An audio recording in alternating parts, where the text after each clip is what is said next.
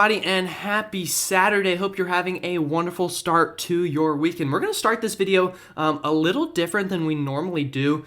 First thing I do want to point out, you'll probably notice, and I should have done this a long time ago, but shout out to Gary Wright in the comments section who pointed out that sometimes I'm not really using all the space I have on my screen to show the weather, but I'm trying to fix that here. You can see I have full screen mode now enabled on my browser, so you should just see this, which hopefully will help. So let me know in the comments if this is easier for you to see what and all is going on, and let me know about that. But other than that, what I wanted to start this video with is talking a little bit about myself, because I know a lot of the times these kind of weather pages on YouTube and these channels get accused of being in this with clickbait and doing it for the money and fame and all that kind of stuff.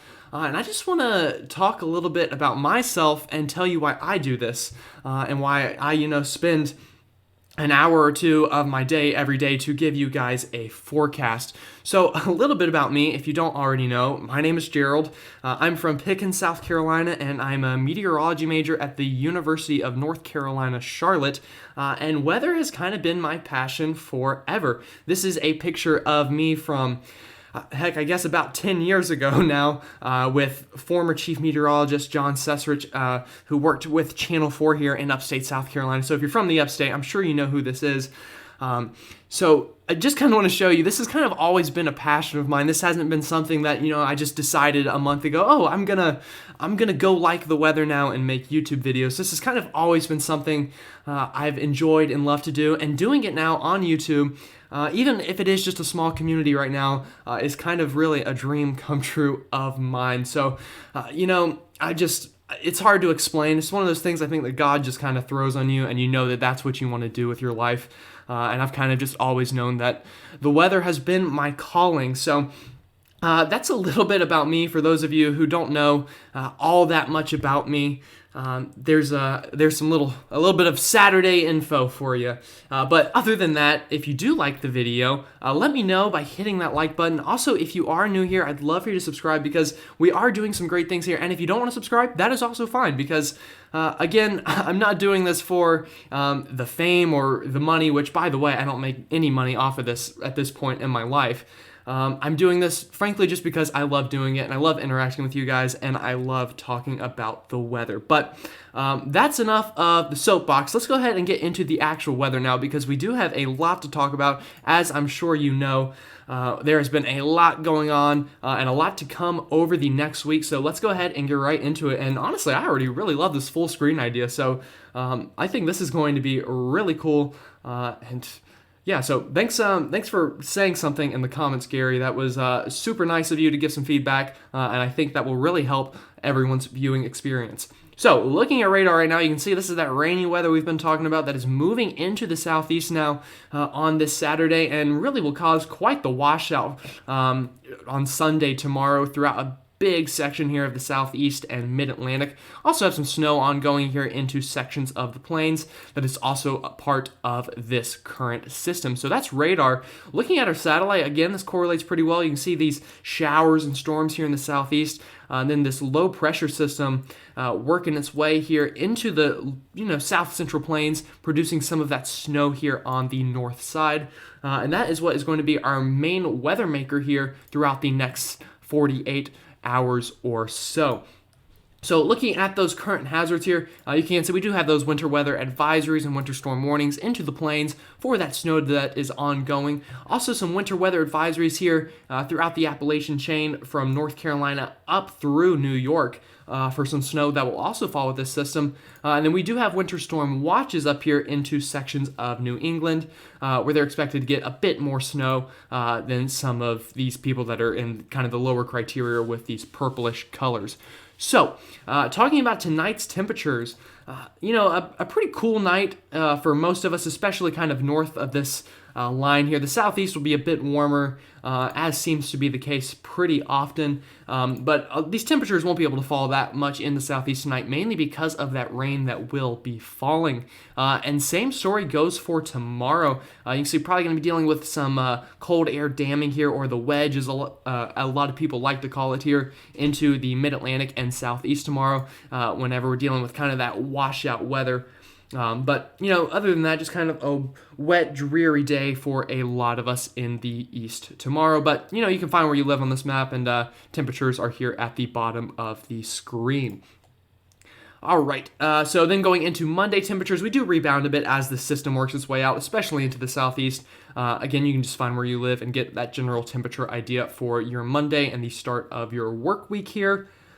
All right, moving ahead now, let's go ahead and time out this system for us, and then we'll go ahead and look into the next system that will impact us going into next week.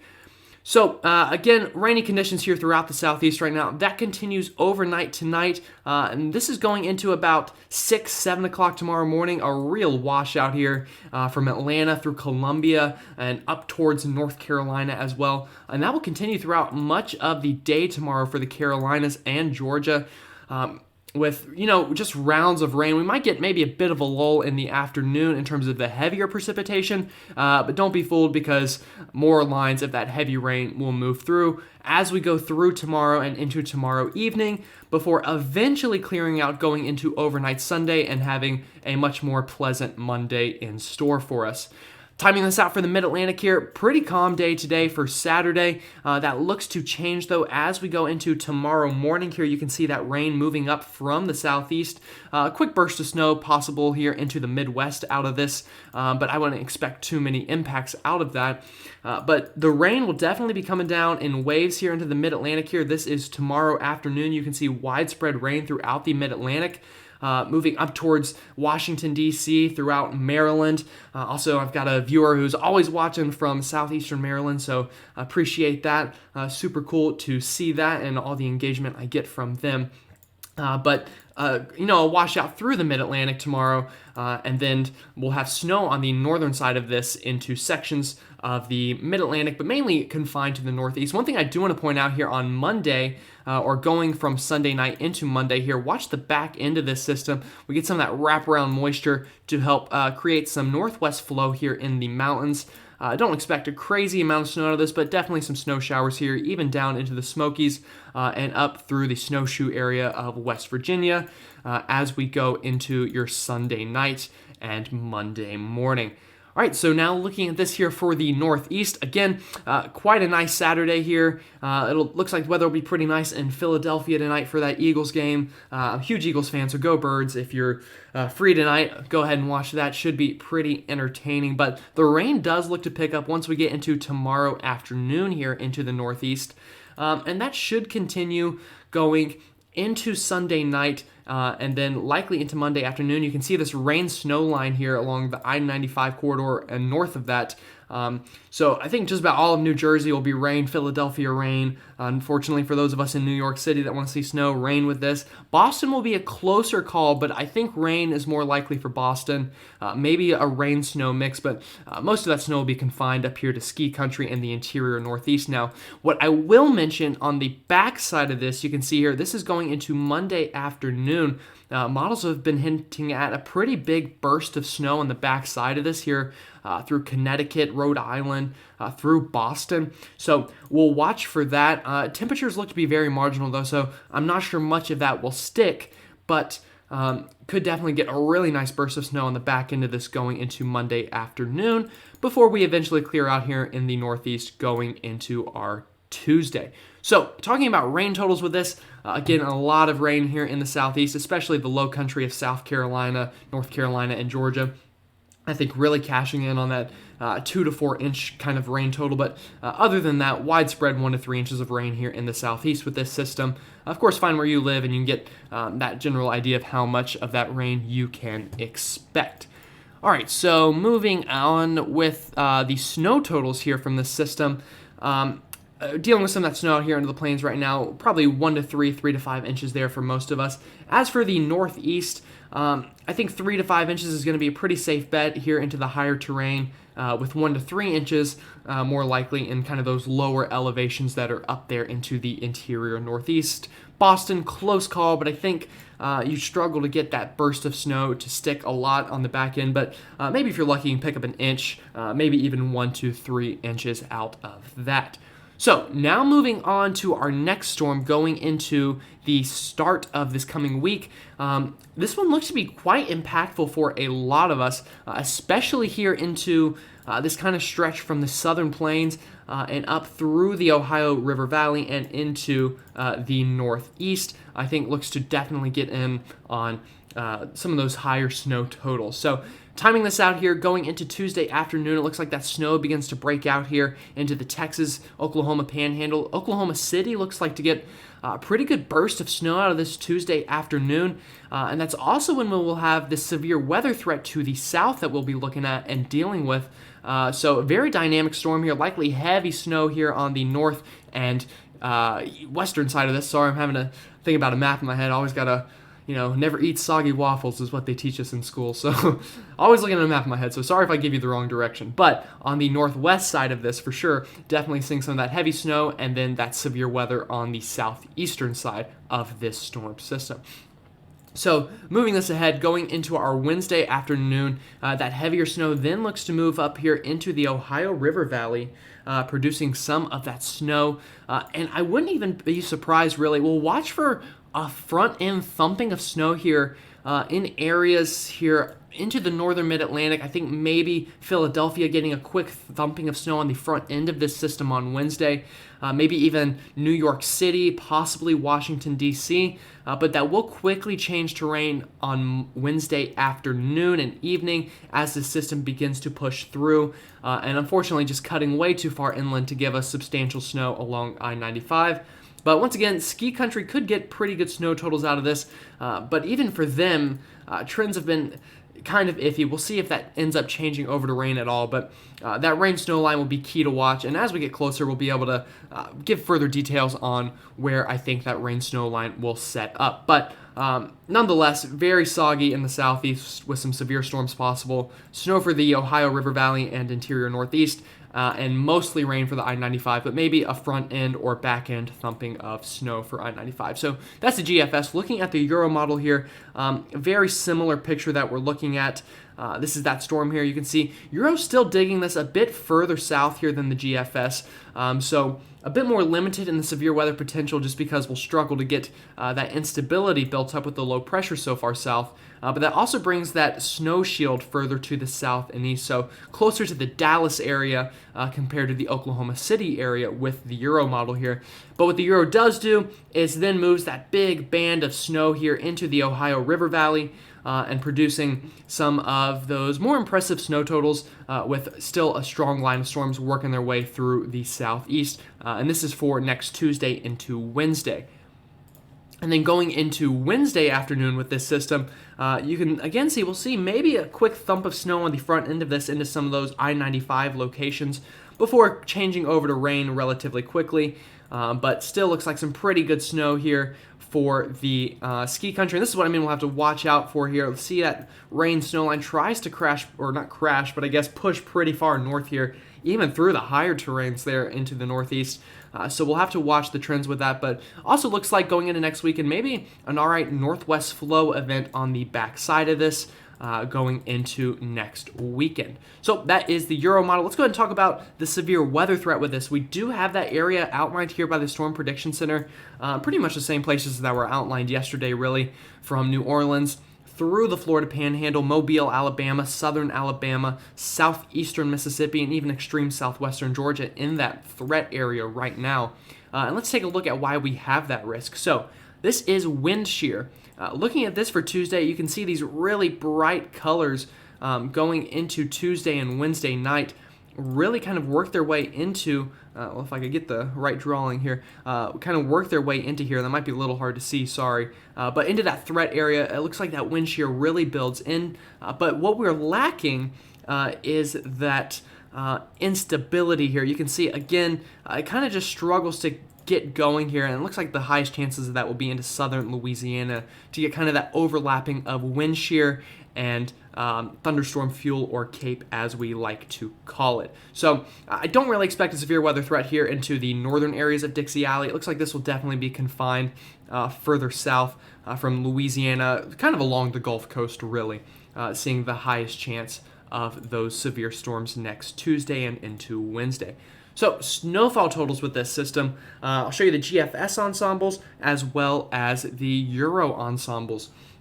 So looking at the GFS here, again, painting a pretty nice swath of snow here, digging all the way from Texas up through the northeast with this system. And you will even notice here into the Smokies potentially, getting some all right northwest flow out of this, and even the higher terrains up here into West Virginia getting a pretty good thumping of snow with this system. So, again, find where you live, but this is the general swath that we're expecting. And don't look too much into the totals right now, just kind of the placement of that swath of snow. So, looking at the same thing here with the Euro, we'll kind of flip back and forth here. That's the GFS. This is the Euro. So notice overall similarities here with kind of this general path here, although the Euro is a bit further south here into the plains with that snow. But again, we're kind of just looking at the general area right now, not so much totals for this system. Okay, so now looking long range, something that we like to look at every video here on this channel. We'll start with the GFS like we normally do.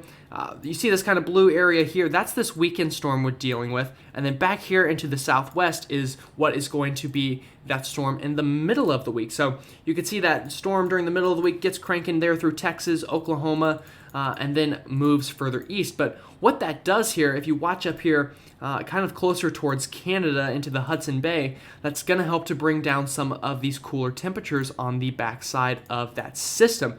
So I do think we get a bit of a cool down here after that next system, but I really think those coldest temperatures kind of get trapped up here into Canada and don't really get pushed as far south as we may want. For those of us who want to see those colder temperatures here into the southern parts of the country. Going further out into the 7 to 10 day period, it looks like we're going to really have quite the battle here with this southeast ridge poking its nose in and really fighting these cooler temperatures up here into the northern half of the country. So what that's likely going to do is continue this cutter kind of system and track. So if I'm out here into the plains and the Midwest, I'm keeping my eye on this because this is a relatively favorable pattern for cooler, snowier weather here throughout the plains and Midwest. And unfortunately for us in the Southeast, more of kind of a just rain pattern. As for the Northeast, I think we still get a lot of close calls with this. We could definitely get some overrunning setups where we have some of this cold air that is definitely digging far enough south with that active storm track. So we will watch for that, and then going even further out. Again, you kind of see that battle just continue through the beginning of February between these two air masses. So what does that mean in terms of temperatures? Red here means warmer than average temperatures. Blue means colder than average temperatures. So we will take a look at this. This is going after the storm next week. You can see, again, some of these blues kind of work their way here into the United States on the backside, indicating some of those cooler than normal temperatures. And that tries to hang around for a while. But again, note these cooler, colder temperatures, kind of that core cold, is kind of trapped up further into the northern plains and Canada. So again, going further ahead, it looks like we get quite the battle between these two air masses. And this is where you're going to want to watch for those storms to ride. Kind of where you see these two air masses collide is where we will likely have that active storm track. So we will watch for that. And then that battle just looks to continue through the beginning of February between those cooler and warmer temperatures. So looking at the Euro here, again, this is this weekend storm. This is the middle of the week storm. You can watch where those go through the middle of the country here with the middle of the week storm. And once again, on the back side of that, you see that cold air try to work south, but gets kind of trapped in Canada, at least the coldest parts of it. And then the southeast ridge tries to build in, going past day 7. And then going out here on the Euro model, again, that southeast ridge really likes to hang around. But looking at the temperature map, it is a bit of a different story. We still get that cool down here about day 7-ish, here in the blues that you kind of see pop up for a little bit here. But unfortunately, that coldest air gets trapped into Canada here and looks to really dump here over the northern plains. And then going further out, we continue to have this battle between the two, and that's where we will likely have that active storm track where these two air masses collide. So then going further ahead into time, again, you see maybe that cold air tries to take over a bit more and try to outpace that warmer air, especially into the northeast. I think the southeast will have a tougher time overcoming the southeast ridge. But again, what we really need to watch for is where those two air masses collide, and that is likely where we will get that active storm track. So looking at that here with the Climate Prediction Center's outlook, again, cold air up here into the north fighting that warm air here into the southeast. It kind of reminds me of the Christmas cartoon with Heat Miser and Snow Miser. We're kind of going to have Heat Miser here in the southeast, it looks like, and Snow Miser up here into the northern plains. But where those two kind of duke it out is where we'll likely get that active storm track to set up. And that's where we'll have to watch for some big-time snow on the north side of that, and then severe weather, unfortunately, on the south side of that. So that combined here, you can see, just like I talked about, it looks like the active storm track will track right through that battleground zone. That's why we have these higher probabilities of above average precipitation here in those areas in green. So, just to summarize, we got the storm moving through this weekend. Then we have an even more potent system in the middle of next week that will produce some pretty good rounds of snow here through the Ohio River Valley and up through the interior northeast. And then after that, we kind of just have to watch where that battleground zone sets up shop. And that's where we'll likely continue this active storm track. But if you enjoyed the little tidbits of information about me at the start of the video, let me know. I kind of like talking and getting to know you guys and talking about myself, letting you get to know me. I think it's great for the channel. I think it's great for long-term just, getting to know each other and creating quite the community here. So if you enjoyed that, let me know. And tell me where you're watching from and what you'd like to see me discuss in the future. But with all that said, I hope you have a wonderful rest of your Saturday, and I will see you all tomorrow.